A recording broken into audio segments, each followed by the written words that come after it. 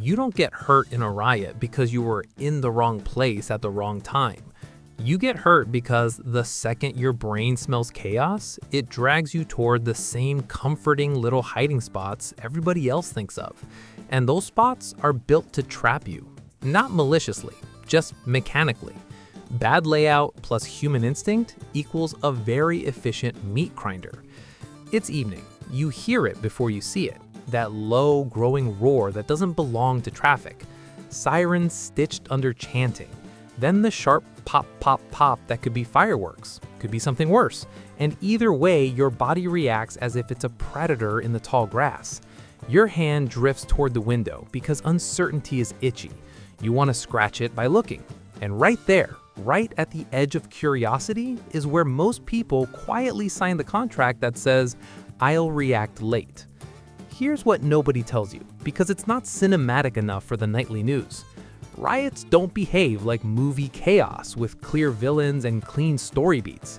They behave like weather, a fast-moving storm system made of bodies, momentum, heat, smoke, rumor, and sudden phase changes. And if you don't understand the physics of that storm, you'll hide in places the storm loves to fill, crush, smoke out, or ignite. So before you do the normal thing, peek, film, text someone, "Yo, what's happening?" Let's refine what's outside. At scale, crowds stop acting like individuals and start acting like fluid. Not because people become robots, but because density and stress strip away options until you're basically a molecule in a current. The crowd flows toward open routes, perceived shelter, and whatever the group believes is safe in that exact minute. When a street narrows, pressure rises. When there's a barrier, police line, overturned car, locked gate, pressure stacks behind it. People in the back keep pushing because they can't see the front. People in the middle lose the ability to breathe. People in the front get crushed against whatever hard object was unlucky enough to exist there first. That isn't politics. That's physics wearing a human mask. Now take that physics and apply it to the default hiding places your instincts love. Because your instincts are adorable and also kinda stupid under stress. Alleys, bathrooms, backrooms, stairwells, parking garages, your car stuck in traffic. All of them share the same deadly features: limited exits, predictable entry points, and the tendency to become collection zones when people scatter. They're not hiding places, they're holding pens. An alley isn't a hiding place, it's a drainage pipe in a flood. It's narrow, it has obvious entry points, and when the street turns into a river of panicked bodies, where do you think that river spills? Into the same alley. Add smoke, and now you've chosen a nice little trench to breathe poison in. Smoke doesn't need a key, doesn't care if you're not involved, and doesn't respect your plan to stay calm. It rolls along walls, pools, and low spots, and replaces the oxygen in your lungs while you whisper motivational quotes to yourself like that's a filter. The back room of a storefront feels even better. Enclosed, out of sight, shelves to crouch behind, and it's also where you end up hiding inside the thing the crowd came to explore. If the glass gets broken and people surge in, your hiding place becomes the center of someone else's scavenger hunt. And those rooms are often packed with cardboard, plastic, cleaning chemicals, and inventory that burns like it was designed by an arsonist with a corporate job. If a fire starts, you don't just get heat, you get smoke, toxic fumes, and panic all in a box with one exit. Bathrooms are the classic: a lock, a stall, a comforting little cave. In civil unrest, a bathroom is a cul-de-sac with plumbing, limited exit, low visibility, and if smoke or people start pushing through a hallway, you've chosen to wait in a small room while your lungs negotiate with chemistry. Parking garages and stairwells are even worse because they're funnels. They compress people, they hide corners, they stack smoke, they turn one stumble into a pile. And then there's the modern security blanket, the car. I'll just get in my car and lock the doors. That's adorable.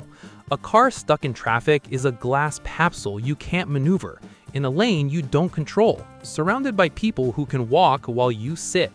Even if nobody targets you, you've parked yourself in the primary flow channel, the street layer. You're the rock in the river. Rocks get battered. Now bring your mind back to that evening roar outside your window. This is the moment most people waste. They bargain, they hope, they watch. They say, it'll probably stay over there. And the storm doesn't need to be personal to hurt you. It just needs to pass near you with enough energy. So what do you do instead? You stop thinking, where can I hide? And start thinking, how do I get out of the flow, out of the fuel, and out of the attention? Safety in unrest is rarely a single location. It's a sequence. Early detection, early movement, smart sheltering, and aggressive boringness. The first technique is the least dramatic and the most effective. Leave before it's a riot. Not in a panic sprint. Early, quietly, like you're avoiding a traffic jam you don't want to sit in. Unrest has precursors the way storms do. Density changes, businesses quietly close early, transit gets weird, you see clusters forming with no normal purpose. The sound shifts from normal city noise to that collective vibration that makes the hairs on your arms stand up. Digitally, you'll see road closures, emergency alerts, sudden live streams, and that distinct online tone where everyone suddenly knows exactly what's happening and none of them agree. This works because riots are mobility traps. The moment a major intersection clots, the city's circulatory system starts failing. Cars jam, buses stop, people spill off sidewalks, emergency response slows, and every minute you wait and see, your options narrow. So you give yourself one simple rule you'll follow even when your brain tries to act cool. If you are within walking distance of a likely flashpoint, government buildings, major retail corridors, transit hubs, stadium zones, symbolic landmarks, and you don't have a life or death reason to be there, you don't loiter, you evaporate. And you don't rely on one route home, like the city is guaranteed to behave. You keep alternates in mind that avoid bridges, choke points, and main arteries, because those are the first places the storm jams itself into a wall. But maybe you didn't get the early exit. Maybe you're already in the zone. So the next technique is about layers, because the street is the riverbed. It's where bodies move, where objects fly, where lines form, where fires start, where glass breaks. The street is not a hiding environment. It's a collision environment. Your aim is one layer up, one layer in, and one layer controlled. One layer up means vertical separation, without getting cute about rooftops. Mobs are mostly horizontal. They surge along sidewalks into whatever is easy. If you can get above the first couple floors inside a building with controlled access, your exposure to direct contact drops hard. One layer in means interior rooms, interior corridors, solid doors between you and entry points. One layer controlled means friction, locked lobbies, staffed hotels, security desks, key card entry, cameras, lighting. Crowds avoid friction. They hunt easy wins. A building where anyone can wander in and disappear is attractive. A building where someone has to buzz you in, look at you, and record your existence is not. Bring your mind back to the window. Your phone is warm in your hand. The urge to watch is strong because the brain hates uncertainty. Watching feels like control. In unrest, watching is how you buy attention with your face. So the next technique is unsexy but lethal in its effectiveness: light and noise discipline. A lit room at night is an aquarium. If the street goes dark and your apartment glows, you're the only fish on display. Keep light minimal. Dim your screens. Close curtains. And if they're thin, add a layer, blanket, towel, because silhouettes are loud even when you're silent. Sound matters too. You don't need to be louder than the riot to be noticed, you just need to be distinct. A slammed door in a dark hallway, a loud conversation, a barking dog you can't settle. Pattern breaks draw eyes.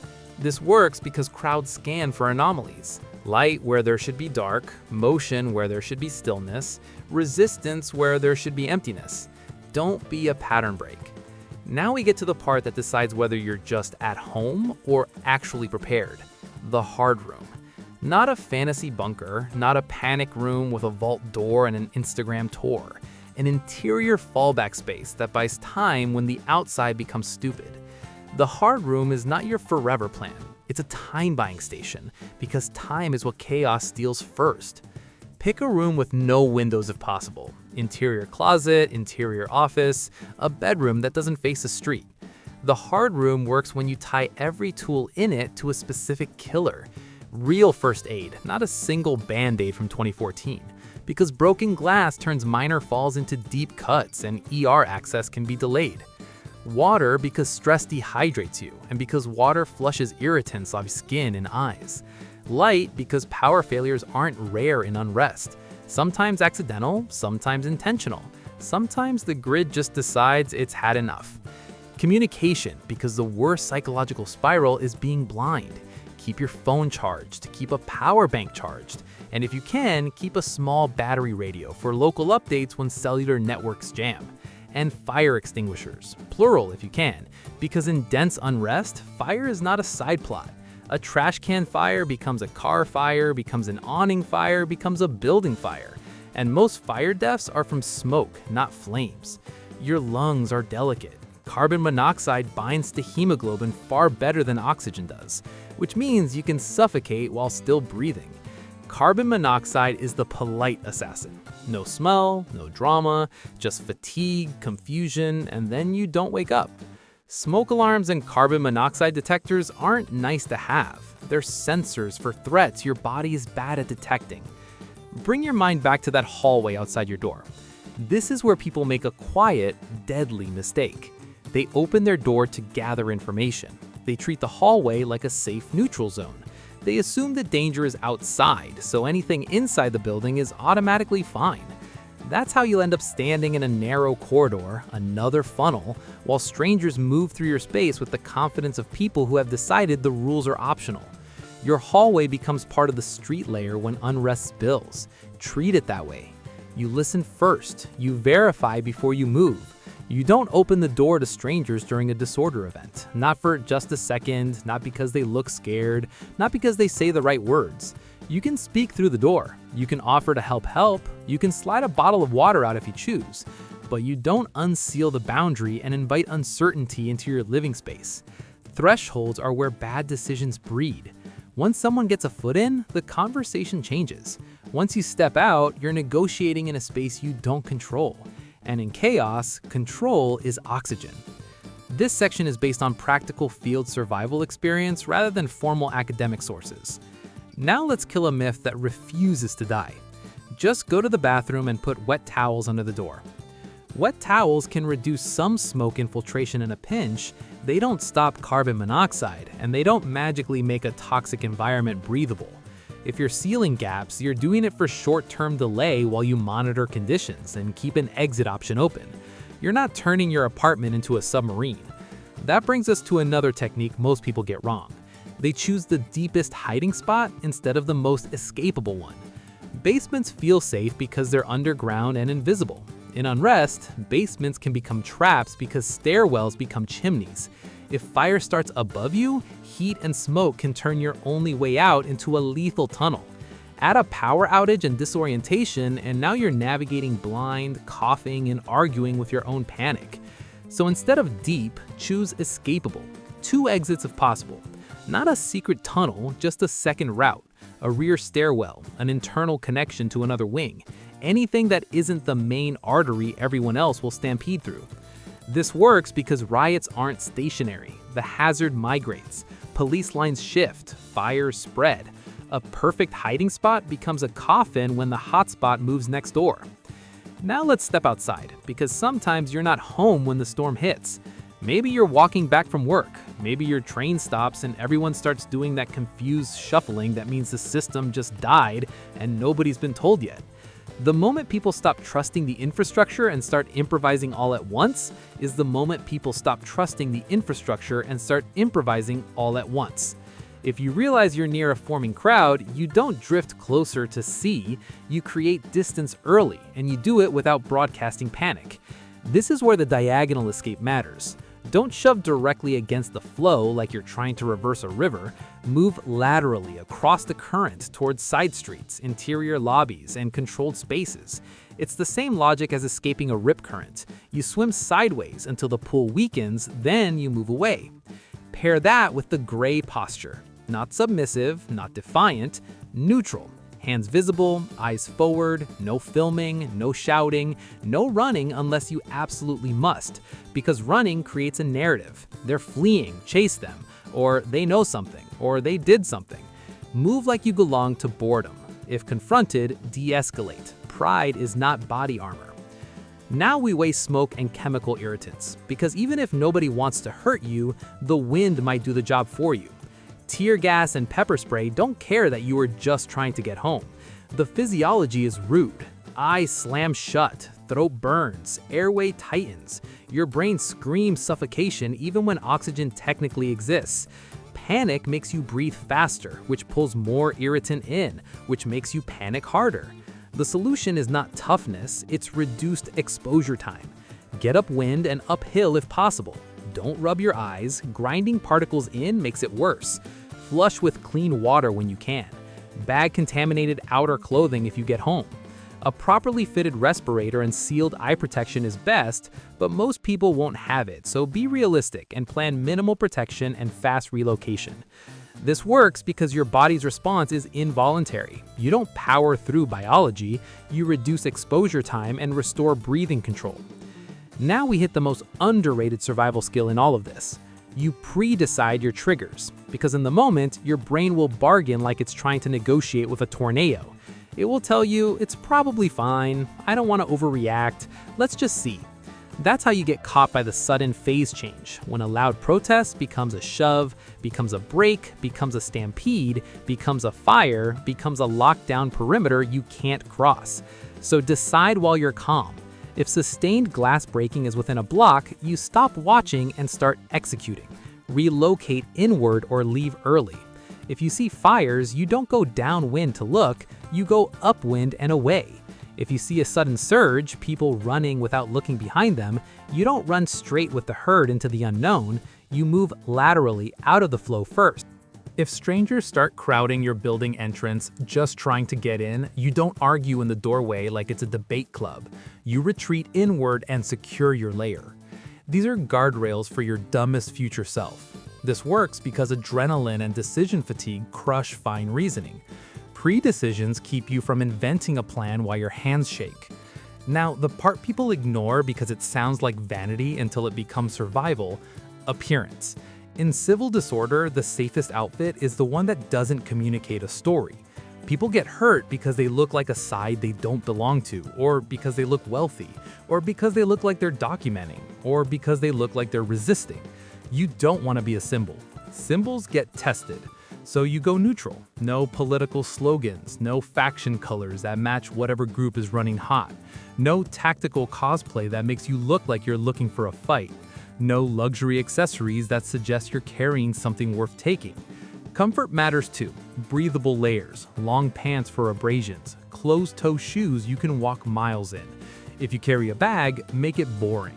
The goal is to be forgettable, like background extras in a scene nobody rewatches. This works because perception drives targeting, and in a crowd, snap judgments are made in half a second. Now, bring your mind back to that evening roar one more time.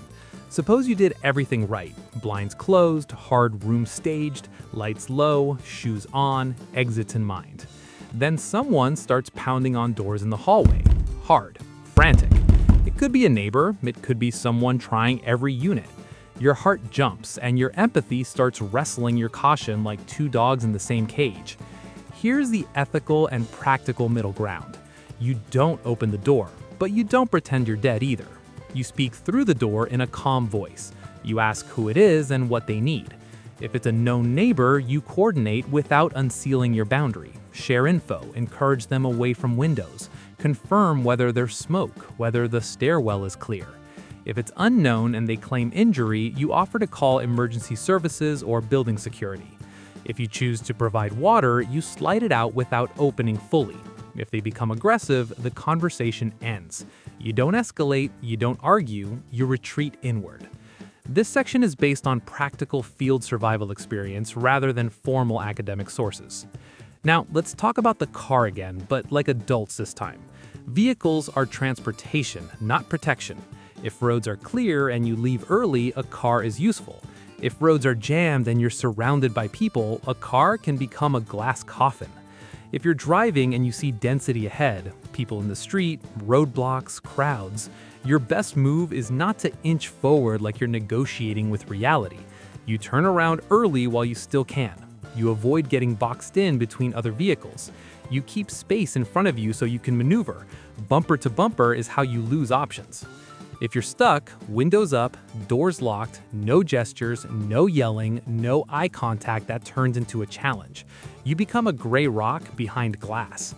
And if you must abandon the vehicle because the environment is shifting toward direct danger, fire, crushing crowd, escalating violence, you do it decisively and move away from the main flow toward controlled cover, not deeper into the river.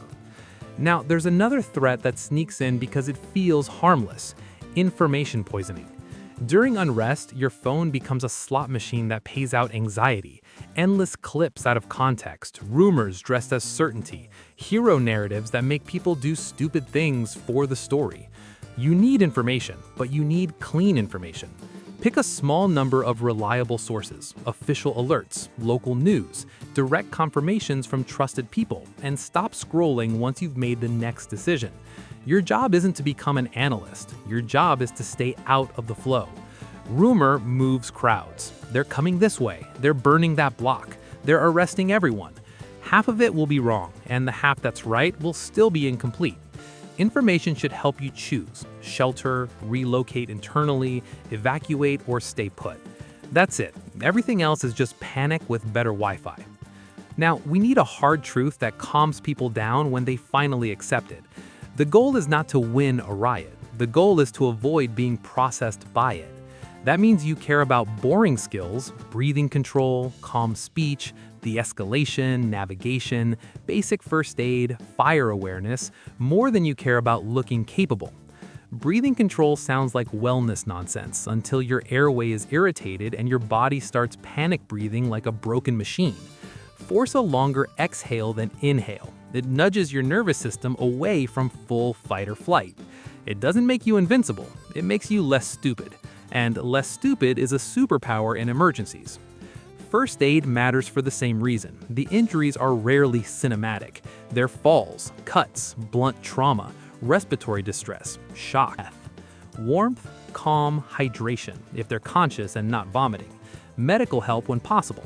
The body doesn't care why it's injured, it just bleeds the same. Now for the part that separates survivors from victims after the loud part ends: the aftermath. People think once the crowd disperses, the danger evaporates.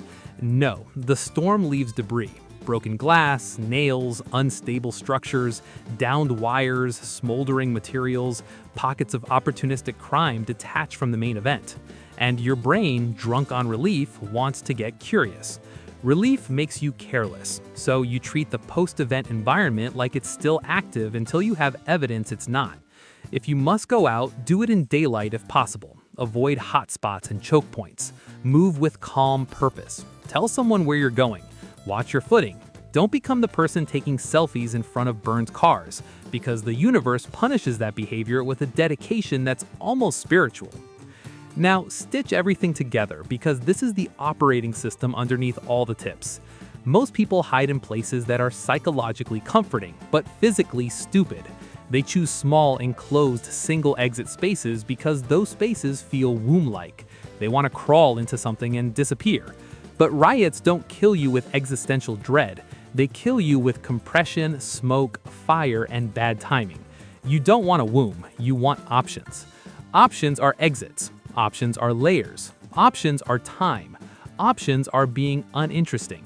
So replay the model one last time while you're calm enough to store it. The riot is weather. You don't argue with weather.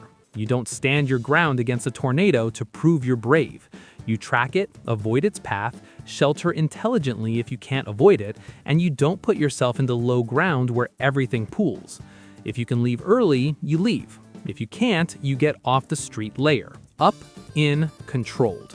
You build a hard room that buys time against the real killers: smoke, injury, dehydration, information blackout. You maintain light and noise discipline so you're not advertising. If you're outside, you move diagonally out of the flow, and you wear the gray posture. You pre-decide triggers so you don't bargain. You keep your appearance neutral so you don't become a symbol. You don't open doors to uncertainty, and you remember that in civil unrest, fire is often the main character. If you want to make this real without turning it into some goofy apocalypse ritual, do one thing after this video that takes 10 minutes. Define your system. Choose your hard room. Stage your time buyers: light, water, first aid, smoke mitigation, power. Write your 2 exits and your personal trigger on a note card or in your phone, not as a checklist for the end of the world, but as a cheat sheet for the moment your brain tries to act normal while the environment stops being normal. If you're building a household plan, assign roles now.